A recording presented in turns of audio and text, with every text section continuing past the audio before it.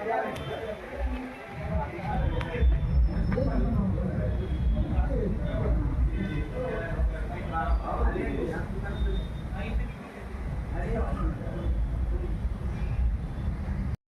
12 जुलै संध्याकाळी मिळालेल्या माहितीनुसार एक अशोक लेलँडचा ट्रक जो गोवा निर्मित मद्य विशेषतः व्हिस्की तो परराज्यातील मद्य अवैध मार्गे वाहतूक करत असल्याची खात्रीशीर बातमी मिळाली। त्यानुसार आमचे माळशिरस टीम यांनी नाकेबंदी करण्यात आली व त्याच्यात सांगोला इंदापूर मार्गावर मळोली गावात एक अशोक लेलँडचा ट्रक 700 बॉक्ससह 750 mlच्या 700 बॉक्ससह पकडण्यात आला, ज्याची मुद्देमालाची किंमत 1,25,00,000च्या घरात आहे।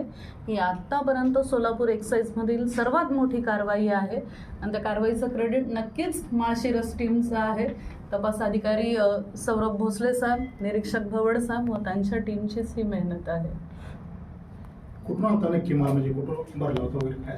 गोव्यातून, आणि गोव्याच्या व महाराष्ट्राच्या किमतीत जो फरक आहे मुद्देमालाच्या, त्याच्यामुळे गोव्याकडील माल येत असतो, पण ह्या क्वांटिटीवर आणि माळशिरसमध्ये अपेक्षित नव्हतं। म्हणजे आपल्या रेग्युलर कारवाया सुरूच आहेत की पुणे विषारी दुर्घटनेच्या पार्श्वभूमीवर सोलापूर एक्साईज ऑपरेशन समन्वय राबवत आहे, ज्याच्यात माननीय जिल्हाधिकारी एस कार्तिकेयन साहेब यांनी सर्व विभागांचं, ज्याच्यात वन विभाग झालं, महसूल विभाग झालं, पोलीस यंत्रणा, हे सर्वांच्या सहकार्याने आपली कारवाई वाढलेली आहे अवैध मद्य निर्मितीची।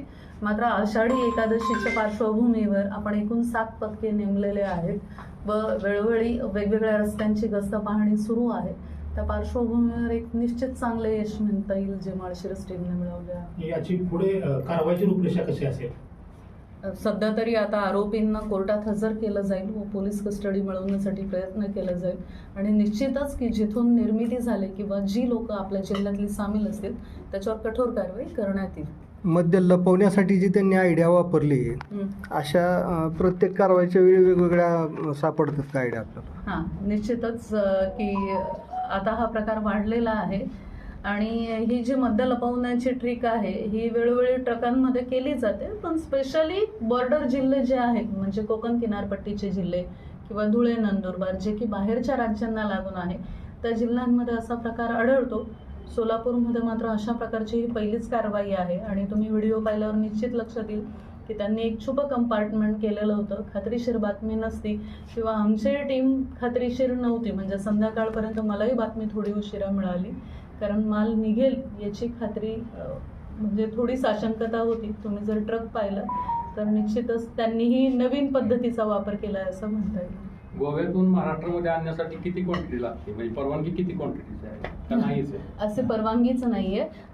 राज्य उत्पादन शुल्क हा विषयच राज्याचा असतो, त्याच्यामुळे प्रत्येक राज्याचं उत्पादन शुल्क वेगळं होतं व प्रत्येक राज्याच्या मद्याला धरून असलेले नियम बदलतात।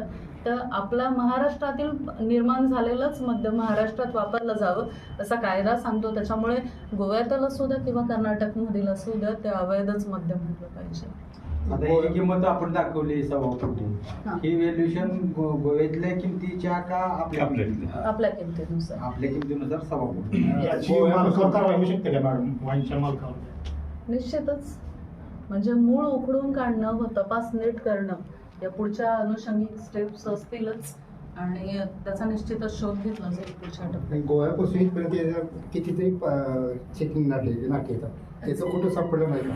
नाही सापडलं, ते आहे सगळीकडे आपलं चेकपोस्ट आहे, स्टेट एक्साईजची चेकपोस्ट आहे आणि दिवसभरात जेवढ्या संख्येने ट्रक पास होतात, तुम्ही ट्रकचा तो व्हिडिओ पाहिलेला असेल, म्हणजे प्रत्येक ट्रक थांबवून पाहणं ही खात्रीशीर बातमी असल्यामुळेच ते शक्य झालं। अदरवाईज ज्या संख्येत आपलं ट्रान्सपोर्टेशन आहे त्या संख्येत, आणि ते बाहेरनं दिसूनच येत नव्हतं, ते आमच्या टीमने तर सोडलं नाही किंवा खात्रीशीर बातमी असल्यामुळे, अदरवाईज कंपार्टमेंट असल्यामुळे माझ्या मते प्रथमदर्शनी ते कोणालाच लक्षात आलं नसतं। आजकाल गुन्हेगारही नवीन नवीन युक्त्या वापरतात असं आपण म्हणू शकतो। माल मॅडम कुठे चालला होता नक्की?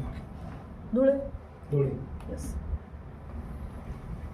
आता या मालात पुढं काय होणार ते कोर्ट ठरवेल, आपण आता काही भाष्य करत नाही।